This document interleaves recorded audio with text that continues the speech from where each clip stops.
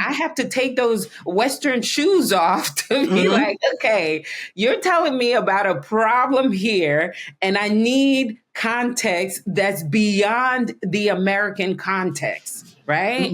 And then I have to throw some of my education away, because sometimes what they need is not for me to just sit there and mirror what they're saying. They need for me to say something else, because I'm a Black woman and I understand that this Black couple needs something different than a white therapist would tell them. I have to show up fully in understanding that this is a bigger conversation. And if I'm talking about healing, I need to expand the conversation to connect to people that's beyond this American model that I've been taught.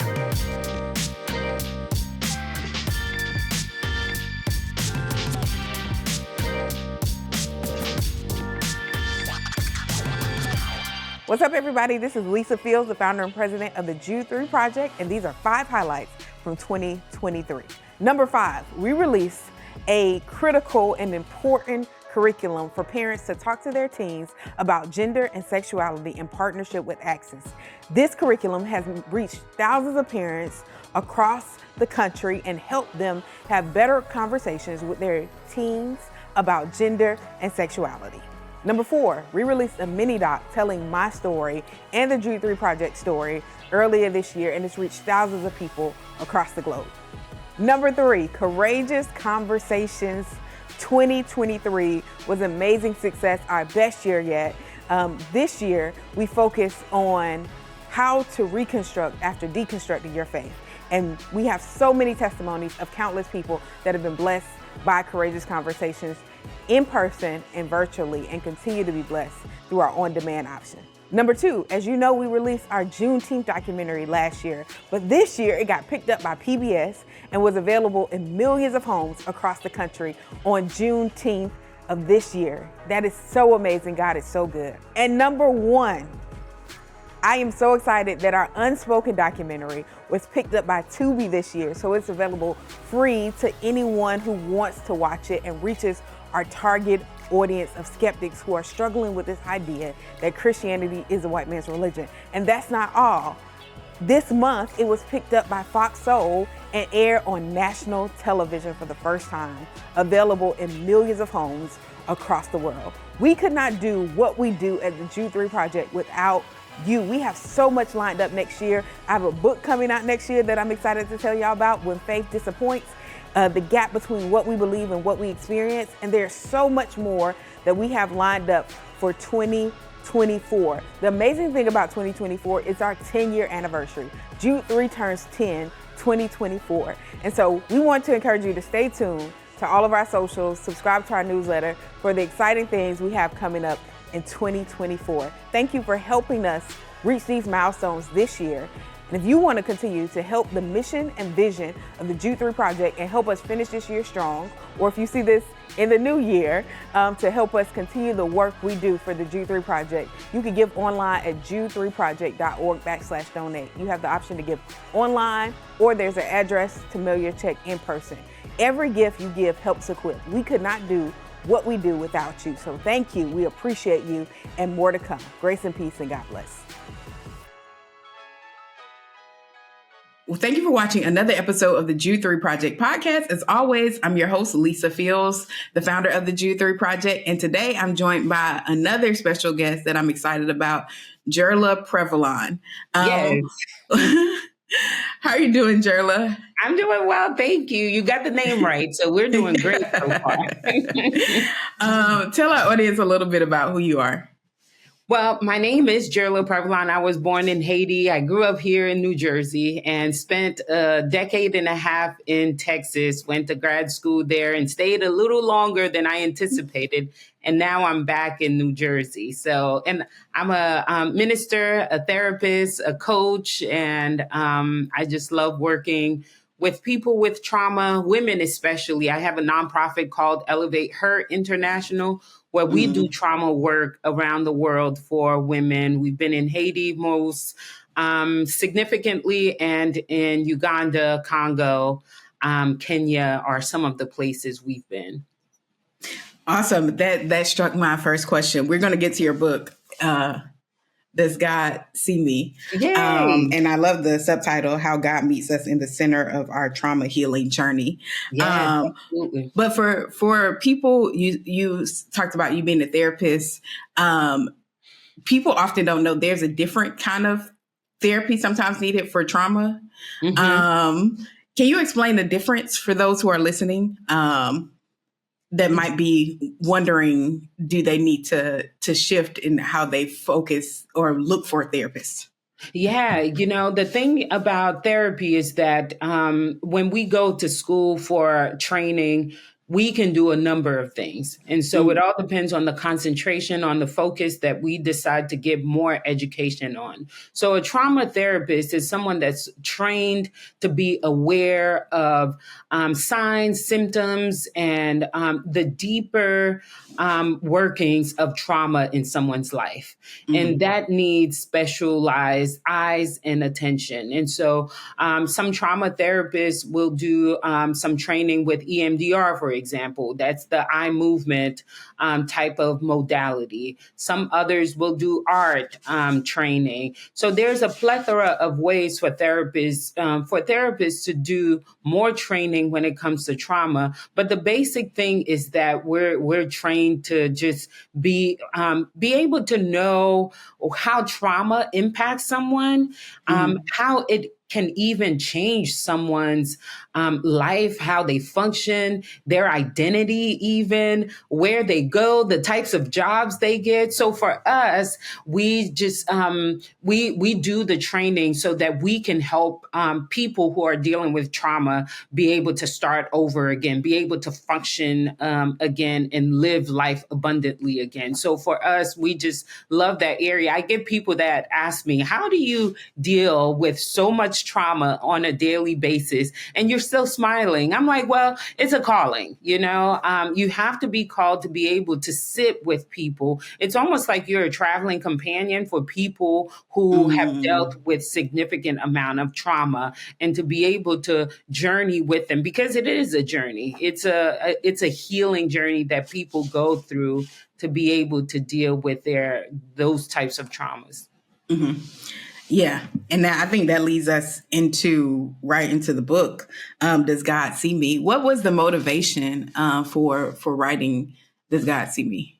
Yeah, as a therapist and as a minister, the thing is, we're not exempt from trauma ourselves, and I believe to be a great therapist, you have to tap into your own challenges, your own issues. And so for me, it was my own trauma, my own background of trauma.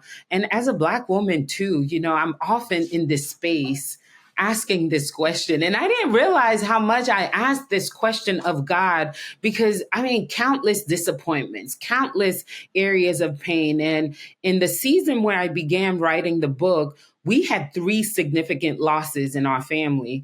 One being my only brother and my youngest brother. And I'm like, okay, God, do you even see me? This Black woman who has been serving you for all my life. Do you see me? Do you care? Like, what is going on? So the motivation for the title itself, was this question that I believe, we all kind of share, we have in common, because I'm not the only one that's asked it. When I shared the title to a friend of mine, she said, you're tapping into this challenge I have with God constantly. And that is this question: do you see me, God? And the more I dug in, the more I started seeing that I'm not the only one that asked this question. My clients are asking this question.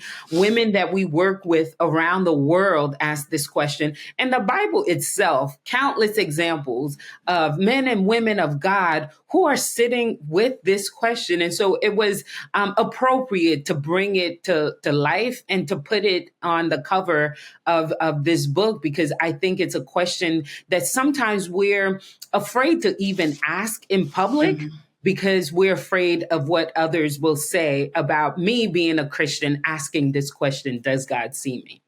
Yeah. And you're right. Scripture throughout is people wrestling David. I'm reading through the book of Job right now in my devotional Yes, time, and Job is talking to his friends like, y'all don't understand. Like, exactly. I didn't do anything wrong. Like, I don't know what Right, God is doing up there. right, What's exactly. going on? And so and you mentioned Hagar in your book. Yes, She names God the God who sees. absolutely. Uh, and so, yeah, can you dive a little bit into kind of how people can go from trauma to healing? I know I don't Yeah, want to give too much away in the book, but I think we talk a lot about trauma in our society, and people feel like they're going to be stuck there forever. And there's yes, not hope on the other exactly, side of it. And so, exactly. yeah. Yeah, when I found Hagar, almost by accident, because I believe that Hagar is a woman that's traumatized, that's misunderstood all throughout, right? And so for me, I sat with Hagar. I'm like, well, what question did she have of God to be able to proclaim that you are the God that sees me? I'm like, I bet Hagar had that same question I had, Mm-hmm. because that proclamation does not come out of nothing. She had to Mm-hmm. be sitting in her own pain, in her own challenges. And we see Hagar's pain. We Mm-hmm. see what she was going through. So she had to have this very question in mind to be able to proclaim that. So Mm-hmm. there are people, and we see Hagar's process. The Bible, ends Hagar's story in such a peculiar way. But when we go deeper, we see that Hagar did not die in the wilderness. Mm-hmm. God did show up for Hagar, and there was healing, and there was, God did deliver Hagar from the challenges and the pain and the suffering and the trauma that she was going through. And this, in the same way, I believe we can find healing for trauma that we have gone through. And the language I use in the book is that it's a journey. I'll get clients and different people come to me thinking that, they've gone through horrific losses, the horrific accounts of trauma, and that they will be healed overnight. And for me, Mm-hmm. I'm like, that's not how it works. We have to go on a journey. There are some people, with childhood trauma, sexual abuse, and all kinds of abuse, and they'll come to me and say, I'm ready to talk about the trauma. I'm ready to do this and that. And I'm like, hold up just 1 minute. Let's journey together. If you commit through the journey, if you commit to what the healing process is like, you will find healing, but you have to commit to that journey. So for me, what I do in the book is take my readers on a healing journey that starts with care and tenderness and gentleness and grace. People who have been traumatized, that you can't just show up and just say, do this healing, do it now. What's wrong with you? Turn your life around. You got to do this. It doesn't work that way. It has to start with care, tenderness, and love, and the same love, care, and tenderness that Jesus offers. So there's a lot of Jesus in the book. One of my friends read the book and she says, there's a lot of Jesus in there. I'm like, I don't know. Even as a therapist, I don't know how you can go about the healing journey without Jesus, And I'm Mm-hmm. not just saying that because I'm a Jesus girl. I am a Jesus girl. But I've been to places in like Congo and Haiti. And I'm like, my therapeutic strategies won't be enough for these people. And they Mm-hmm. need a combination of a therapeutic strategies and Jesus. I can't leave them with just strategies. I got to give them Jesus as well. And so for me as a therapist, I'm like, I don't know how other people do trauma healing, but for me in my house, we're going to do trauma healing with Jesus and therapy. Mm-hmm. No, I love that because I think that therapy is can be a map to get you to Jesus. Absolutely. Like it could be one of the strategies, but it's not like it's a means to an end. It's not the end in itself. It's not the end all be all. And I Mm-hmm. tell people that, there are countless communities around the world in America where people will not have access to therapy.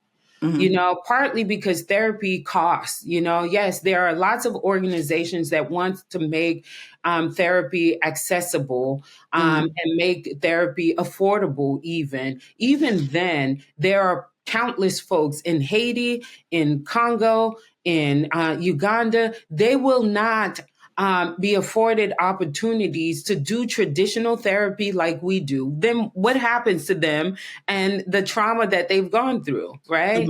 And so we have to be able to expand the conversation as far as healing to include those people as well that don't have access. And so for me, my vantage point is always larger than what the westernized therapy that we do for people that come in once a week and, we pay our money and then we go. And I'm saying that I'm telling on myself because I'm a therapist. I'm a therapist a westernized therapist, but I'm a child of the world. I was born in Haiti and I've been all over the world. And I'm like, this can't be just it, people. Yeah. This is not the end all be all. This is just a means for this side of the world. Now, let's think about the other side of the world and people without access. How will they get access? In my book, I really wanted to write the book for people without access, and I want them to look at the book and navigate through their own healing journey, even if they don't have the money and the means to go to therapy. And the other thing too is that we got to think expansively about the healing journey. We got to think about our communities. Like in Haiti, a person will not go to therapy, but they will go through their church community. They will meet each other at the well to get water. They will connect with one another in the marketplaces. So we got to think about healing more expansively about the community. The community must be involved in the community, in the healing journey. So for me, it's not just therapy here on this side of the world, but it's more expansive. It's broader. It's a broader conversation for me. Yeah, I love that. I often say that whatever message we proclaim that we feel like we're given from God, it must work outside of America. Absolutely. So if God is telling us something for the people of God, obviously God does give words to particular nations. That's, we see that in scripture. Right. However, sometimes we throw out proclamations that we think are God or strategies. And it's just like, well, that only works in America. That's not that's not an international word. It seems like you've infused the word with the American dream and made something else completely different. This is not going to work in another country. And I love how you expanded that, because me and my friend were talking about even our culture of cutoff. Yes. And the isolationists in America, like, this person doesn't serve me any longer. And we were talking about how that's really an American and a self-centered, totally isolationist position, because we're not in relationships for people to serve us. Jesus said, I came to serve, not to be served. And so to give himself a ransom for many. And so it's just like, this is American dream isolationist. This is not biblical. And so we have more trauma, depression, because we are isolating ourselves. And while we get hurt in community is how we get healed. Absolutely. Absolutely. That's the thing about healing. Every therapist will tell you when we're doing like an assessment of new clients, for example, one of the questions that we have to ask is about community. Like, what's your support network? Tell me about your support network. If someone is in isolation, that's a red flag for us, because all of a sudden we're like, you're not getting the support that you need from your community. Where's your community? Where are your people? So for me, as I'm, again, a child of the world, being from Haiti and being a therapist, I'm like, I cannot just adopt the Western therapeutic model that I've been taught. it has to be a broader conversation. It has to be a bigger conversation. I'll get clients from, I'll get Black clients, Black couples, and, people from Asia, people from Africa. I've had clients from Pakistan. And for me, again, I cannot use these westernized eyes to do therapy. So I have to take those Western shoes off to be like, okay, you're telling me about a problem here, and I need context that's beyond the American context. Right. And then I have to throw some of my education away, because sometimes what they need is not for me to just sit there and mirror what they're saying. They need for me to say something else, because I'm a Black woman and I understand that this Black couple needs something different than a white therapist would tell them. I have to show up fully in understanding that this is a bigger conversation. And if I'm talking about healing, I need to expand the conversation to connect to people that's beyond this American model that I've been taught. So I've had to teach myself and I've had to really go back home. I had to go back home and look at, how do my people heal? What are the things my people are doing that's already in their communities that's healing them? I can't just, in our organization, I can't just show up with a training from America and say, here you go, learn what I've taught you. So we position ourselves, the way we posture ourselves in mutual learning, because that's how my people learn. So mutually, they're teaching me, I'm teaching them. We're learning together. They have a thing or two to say about trauma, because they've been living under trauma for so long that these people can tell me, how have you survived for so long dealing with so much trauma? So when we go over there, I listen to them. My team, we're just taking their examples of what they've been doing, what they do to heal. And I tell you, everywhere I go, whether it's Haiti, whether it's Uganda, whether it's Congo, every last one of them will say something. If it wasn't for the Lord,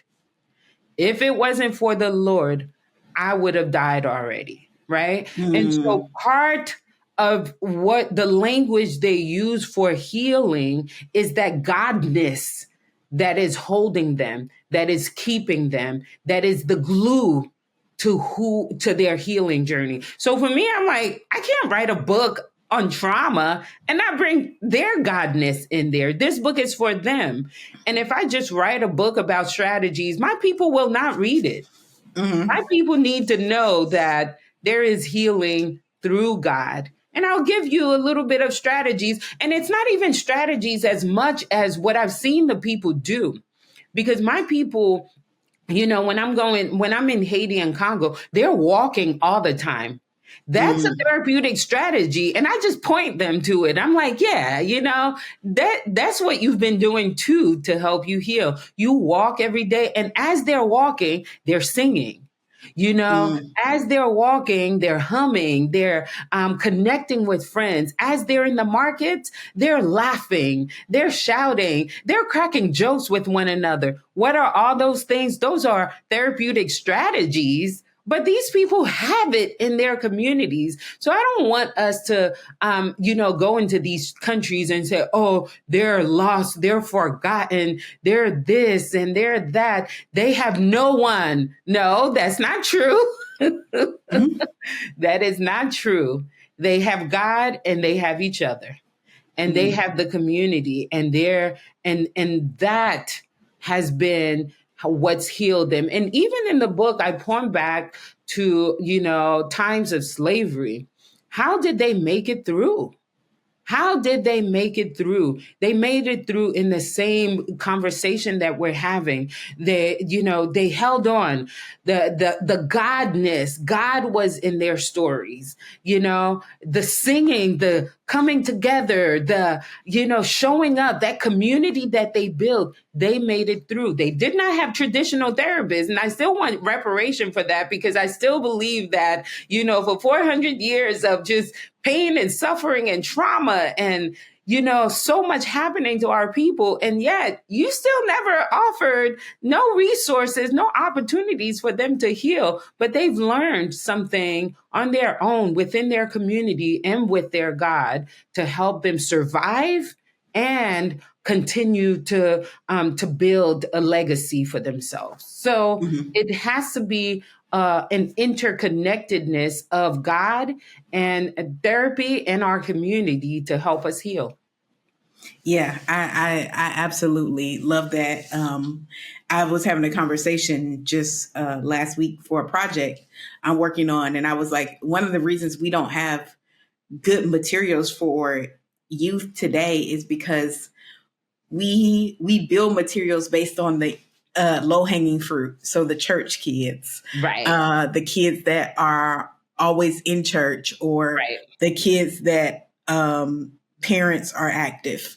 And so we build things for them because it's easy to survey them and ask them what their questions, but they're not representing general population.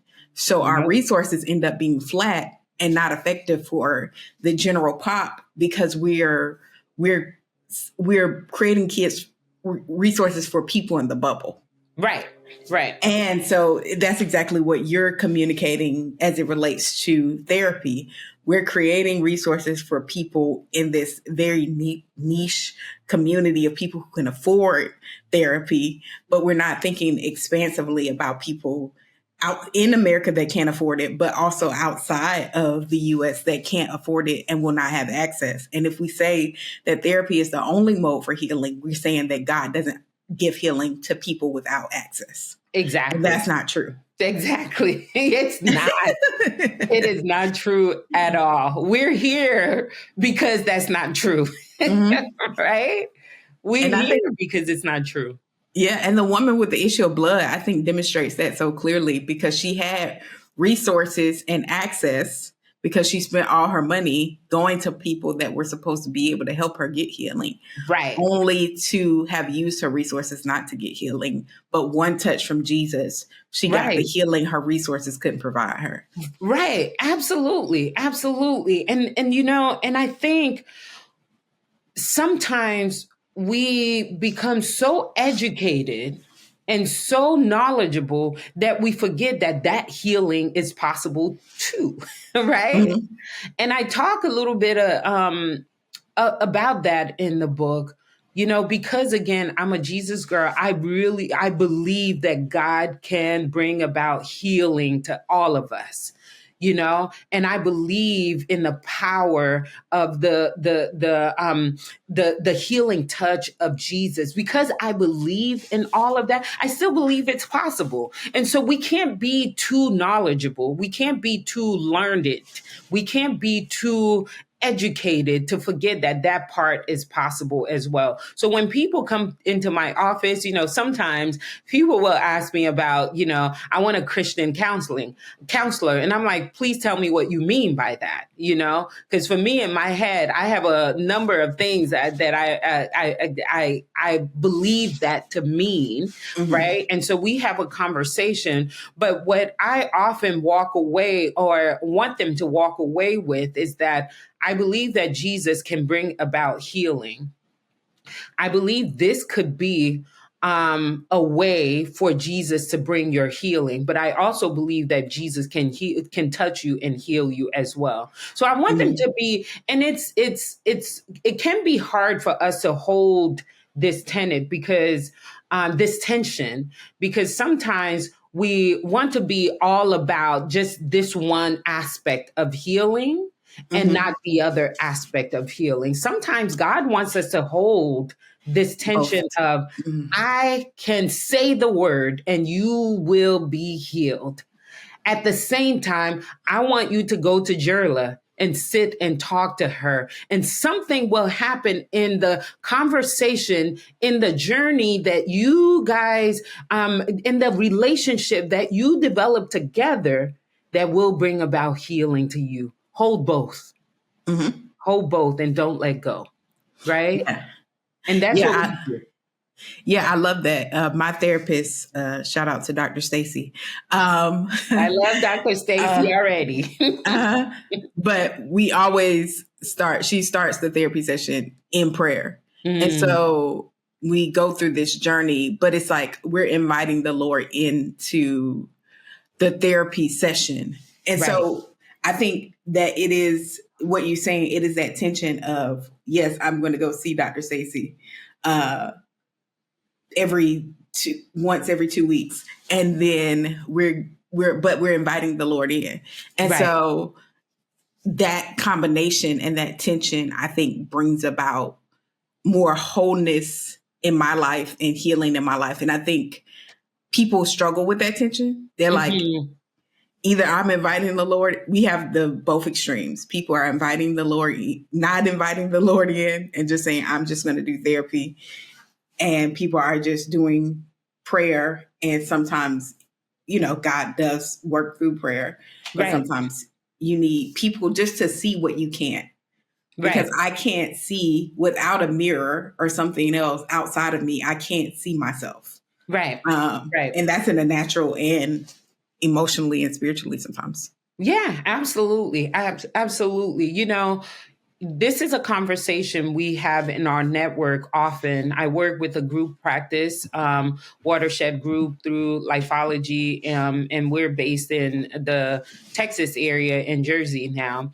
And we're all Christian in some shape or form, and we believe in this conversation that we're having, the both and, right?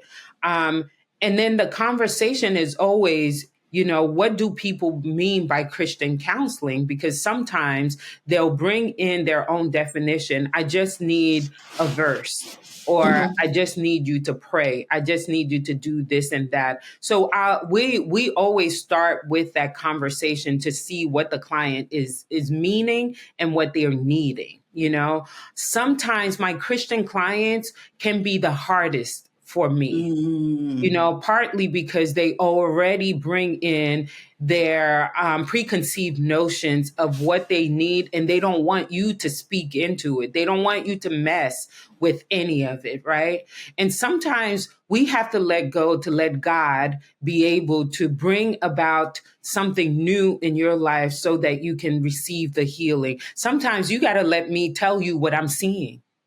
You bring in a situation and you have to believe that I know God, God is using me to say something to you, to speak something to you. So sometimes Christian clients can be hard because they're so hard and rigid in this is what it has to look like. And God is saying, hey, relax, be still and know that I am God. I'm doing something right now. And let this person here speak to you and tell you what they're seeing about your situation. I love that because it's like your book is God's. God, does God see me? But what therapy allows is like prayer allows for you to show God who you are. Therapy and community allows other people to see you. Yes. And sometimes we're comfortable with God seeing us. We want God to see us, but we don't want people to see us. Oh, yes. And God is like, I rigged your life not only for me to see you, but for other people to see you. And you can't get healing unless God and people see you. Absolutely. Absolutely. There's something about confession. Mm-hmm. And there's something about relationship in the faith that when there's confession, when there's a contrite spirit, when there's those things that happen, and when there's good community, there can be healing. Yeah. There can be good healing. When you submit to that process, there can be such great healing that happens, So I'm a believer. I'm a believer in community. I'm a believer in being seen. I'm a believer in doing life with people around you, not in isolation. because I believe that's where, the pain and suffering and stuff that we're struggling with festers. And that's where we see it festering. Nobody is doing the work. No one's talking. No one's allowing anyone to see them. Everyone's in hiding. Everyone's in isolation. And then shame takes root and it just festers and goes and runs wild. But where there's a good, grounded community where you're allowing yourself to be seen and you're doing confession and you're accepting what the other person is seeing of you, and that's where I believe good healing happens in community. Yeah, I love that. Yeah. Well, thank you so much. And everybody get this book. Is it out yet? I know I have an advanced copy. Yes, you have an advanced copy. It releases fully May 7th. So Okay. May 7th, I'll be touring around just to talk a little bit about, does God see me? Everybody has a reaction when they read the title, and I'm like, yes, that's the question. That's the question I want everyone to be processing through. But make sure you all pre-order, because pre-orders are very important. So make sure you pre-order this book, and not only order a copy for you, but somebody that is also wrestling with trauma, also wondering if God sees them. And this is just not a book for women. I know that it is a book many men are wrestling with. Does God see them? And so this is a book for everyone, not just Black people, white people, Asian, all people need to know that they're seen by God and loved by Him.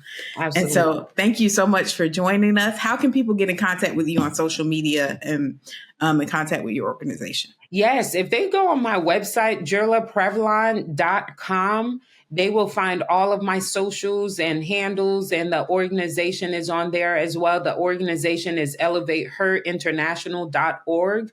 And so you can contact me through there as well. Thank you so much for having me.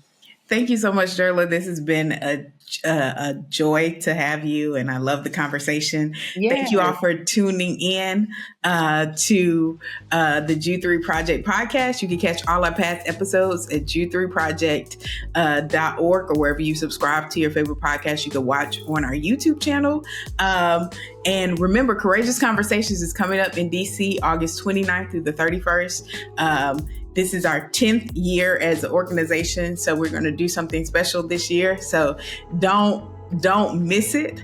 It's going to be a treat, and I'm excited about all the speakers. Remember, my book, When Faith Disappoints, comes out August 13th, and the conference is centered around the theme of the conference is the book. And so you're definitely going to want to join us for that. You can support at jude3project.org/donate. Remember, every gift helps equip. And until next time, grace and peace and God bless. Many of you know about my faith crisis I had when I was an undergrad student at the University of North Florida, but many of you don't know about the wrestle I had when I was a seminary student. I had heard about kids being murdered by terrorists in the Middle East. It struck me. I was grappling with that thing, and we were learning about the problem of evil in class, but it just didn't emotionally satisfy me, if I'm honest. I could explain the problem theologically, philosophically, logically, but emotionally, it just didn't hit.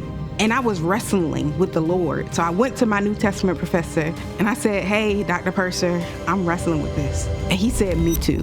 That was the answer I needed, to know somebody that has spent all this time in school, has walked with the Lord this many years, could still wrestle with his faith, and it was okay. He normalized the struggle for me. In my debut book, When Faith Disappoints, I want to give you what Dr. Purser gave me, the understanding that it's okay to wrestle.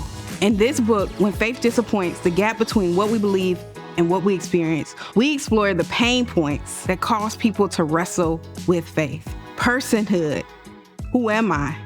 Power. You've given God control of your life, but you don't like the direction He's steered you. Protection. Why didn't God protect you as a child, as an adult? In so many cases, you feel unprotected. Provision. We know Scripture says that God will supply all of our needs, but sometimes you feel like you still don't have what you need. Purpose. Why am I on this earth? Pleasure. It seems like you're sacrificing so much as a Christian and the return doesn't meet what you hoped it would. You don't have joy. You don't have happiness. And the one that has gripped us so much post-COVID, peace. Anxiety seems to be more of a companion to you than peace. I know the wrestle, and many of you are in the gap between what you believe and what you experience. And I hope this book will be a balm to help bridge that gap, because many of you are struggling with disappointment. But in the midst of that disappointment, I pray that these words will provide hope. The theme for Courageous Conversations 2024 is my book, When Faith Disappoints, the gap between what we believe and what we experience. So join us August 29th through August 31st for a transformational experience, not just to wrestle with the pages in the book, but to also hear experts wrestle with the pages as well. It's going to be an awesome experience that you don't want to miss.